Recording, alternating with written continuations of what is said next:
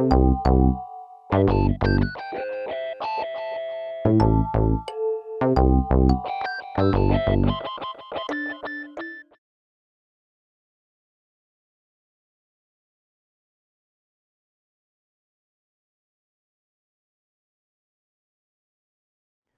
lifetime of spinal wellness.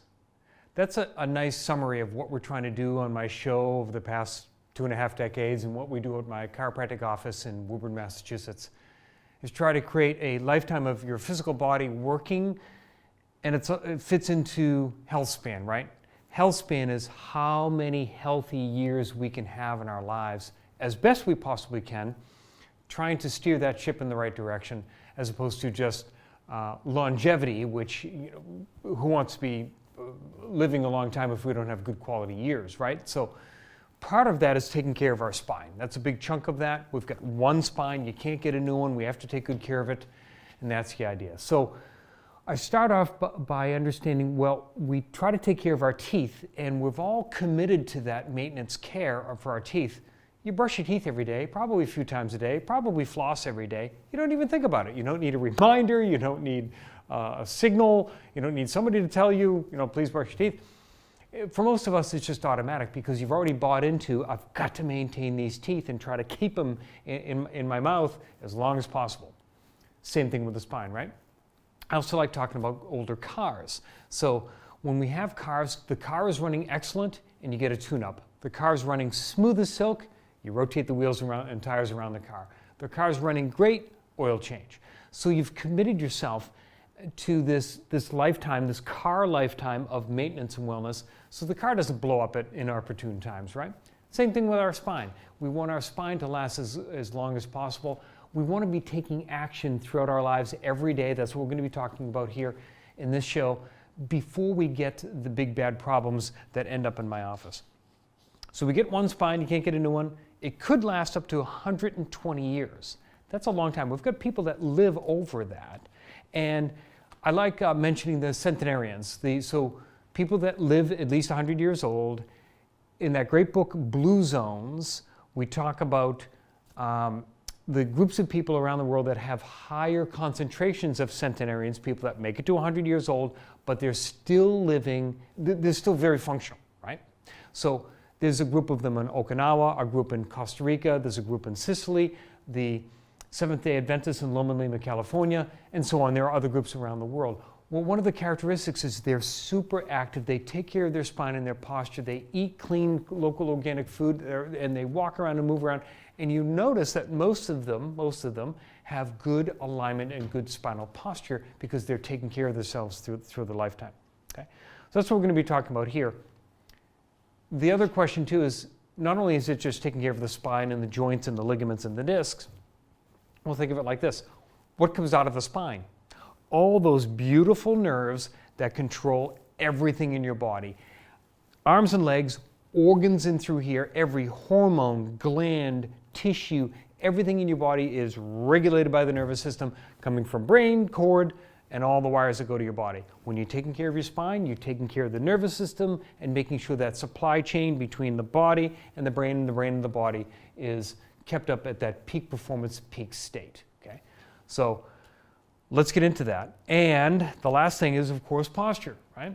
So if we have a good alignment and posture like this, we're going to avoid this degradation of your posture, which is going to be more arthritis, more pain, and then more effects on that nervous system with all those nerves that are going to your organs, so you're going to have potentially more organ problems. That's why it's so important taking care of the alignment, structure, and range of motion, flexibility, and so forth. Okay, well, let's look at some of the don'ts of your spine. These are a list of don'ts. Don't do these things, okay? Don't lift cases of water bottles. So when we talk about that, this is a couple of real life cases. I'm going to be talking about some things here that people injure themselves with and end up in my office. Don't lift cases of water bottles, particularly putting them on the bottom of the cart and then lugging them off the bottom of the cart and so forth, right? We've talked about that in prior shows. Don't lift window air conditioners by yourself. That ends up people in my office with acute neck, back, shoulder pain, and so forth. Get assistance, get help. Hire local teenagers. Give them $20 for the 5 minutes of work it will take to do that. And by the way, store the window air conditioners on something high, not down on the ground if possible. Don't shovel or vacuum without watching my videos on how to do that in a better manner, better alignment without taxing your lower back. There are better ways to do that. We've done that on the show before. Don't stand at a counter or sink preparing vegetables, doing dishes, whatever, bent over slightly at the waist. Don't forget Dr. Fuller's special position of do that with the legs far apart like this so you're not leaning forward, right? So if you're taller up like me, you tend to bend forward slightly like this, and people that are at a counter or doing dishes, whatever, and preparing food for long periods of time, that's going to cause some trouble with the back. Spread the feet apart like this, get down lower to the work surface. It's going to help out a lot. Any project that you might be doing. Here's another one. I had some people recently doing puzzles at home on a lower table. They were bent over like this, doing it for a while. That caused some trouble, so we've got to just be aware of these things. Don't do this. Don't try to keep up with the exercise class. So let's say it's been a while since you've worked out. You go to a boot camp or whatever, and then you try to keep up with the class and do everything that they're doing, and then you end up in my office with some acute neck or back pain. You don't have to keep up with the exercise class. That's okay. Don't not read my book, Happy Back. My book, Happy Back, is loaded. 150 pictures of do this, but don't do that. Try this, do this differently, do these stretches, give this a try, and so forth. Avoid that. Great thing to do, so don't not read that book, right? Reading with your phone and head down. This is a recent case. An older gentleman loves to read the newspaper. His head is down like this for long periods of time. He comes into me with a flare-up of neck pain. We talked about it. He wasn't sure what was causing it. We finally realized he loves to read, but he reads with his head down. So we did a couple of things. First off, we just started with him putting a couple of big pillows right on his lap. He rests his arms on the pillows. Now he's got his light newspaper up like this, or a magazine, easy to do. So a family member gave him something that holds magazines and newspapers, and now he's propping himself up like this. He's like this. It literally made a change in a week, just making that difference at home. So of course, phones, right? So phones, we all tend to do this. I do this while I catch myself. Well, if we just take a moment, we can get the phone up in here in many cases. So just kind of look at that. Don't try to flip your bed mattress by yourself. Recent injuries, that's why I'm mentioning to you. Get help, wait for somebody, hire somebody, get a friend, family member, neighbor, teenager, give them $20, whatever it is. Don't flip the mattress by yourself because you're going to hurt yourself. Here's a few others that we want to avoid. Don't carry 3 or 4 loads of laundry all together by itself down the basement stairs or whatever, particularly when they're wet, or make the extra trips. Make the extra trips. I've seen people hurt themselves doing that. Don't carry all the grocery bags all at the same time. You've got 10 grocery bags in the car. We can pile them on the arm here because we got to get them in there. And now it's too much weight here. You're straightening the back. You can pull the shoulder. I've seen all these kinds of injuries, by the way, wrist, elbow, and so forth, fumbling for the door. Use it as a walking workout if this is available to you. Just walk back and forth, grab a couple of bags at a time. Now you're getting your steps in, right? So many people have got the smart watches and so forth, tracking steps. Great way to get some more steps in. Don't carry all the firewood at the same time. Same thing, somebody was loading up the firewood, dragging a cart, I think one person did, hurt themselves, flare up. We had to work our way through that. Luckily we did. There's some don'ts, so avoid these things. And I could go on and on with ergonomics, but you're getting the point. We have to take a moment and back up and say, is this the best way I can do this here to protect my neck, back, shoulder, and so forth? Okay. Well, here's a list of do's. Do these things to help your spine because we want to have a lifetime of spinal wellness. Start off with doing Dr. Fuller's Fuller 5 spine stretches every morning and every night. By the way, don't do any of these stretches or any of these activities, anything that I'm recommending until you check with your doctor, whoever your healthcare consultant is, chiropractor, physical therapist. Don't start any of these until you check first with your doctor. Okay. So the Fuller 5 stretches every morning and every night, they take maybe a minute and a half. The amount of time that it takes you to brush your teeth, stretch your spine. Every day, if you're feeling excellent, you do it, okay? Sitting management, that's next up. A lot of us sit for work. We're sitting for long periods of time. I've talked about this many times on the show. Try to set up a 30-second break every 30 minutes. 30-second break every 30 minutes.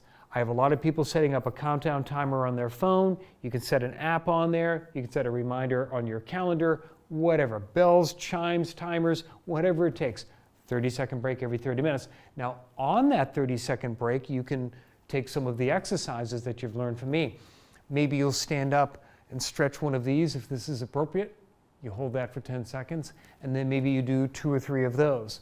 There's one break. Another break, maybe you do this one again, and you do some side bends.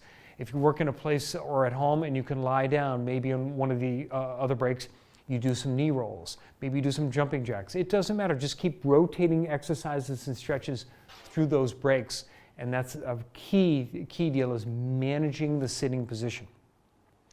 Correct your posture several times a day. So the goal is not to have perfect posture every second of every day. I don't. I catch myself and bending over and doing things or looking down, whatever. That's not the goal. You would just drive yourself crazy. But correcting your posture every once in a while when you're driving, sitting, working, reading, whatever it might be, just keep that in mind. So every once in a while, you just keep on pulling up tall. Maybe you do it once an hour. That's a suggestion I leave to people. Oh, it's 4 o'clock. I'm going to pull up tall and do that for 20 or 30 seconds. Then we forget, totally cool with that. Then we forget and kind of sink again, right, as we're working along. Oh, it's 5 o'clock. I'm going to pull up tall. Something like that. Just keep posture, good posture on your mind. Eating cleaner, so we know that if we're eating cleaner and drinking enough water, that's going to help keep the entire system working better. It's going to help reduce arthritis and degeneration and pain and inflammation. So that's going to help your spine last a good lot longer. General physical exercise, as I said earlier, if you look at those centenarians around the world, they stay active, they're moving, they're gardening, they walk to the market and carry their bags back and so forth. They're always moving and active. General physical exercise. Most of us are not gardening, not building our own houses and have active hobbies and so forth, so we have to supplement that with exercise programs. General physical exercise, if it's appropriate for you and you've checked with your doctor, the more you do, the better. And remember about exercise frequency. I always ask people, what's better if I walk 1 mile a day, 7 days a week, or I walk 7 miles on Sunday and nothing else for the rest of the week? Same amount of miles. We all know it's the frequency that would work out a lot better. So really consider as close to daily as you possibly can.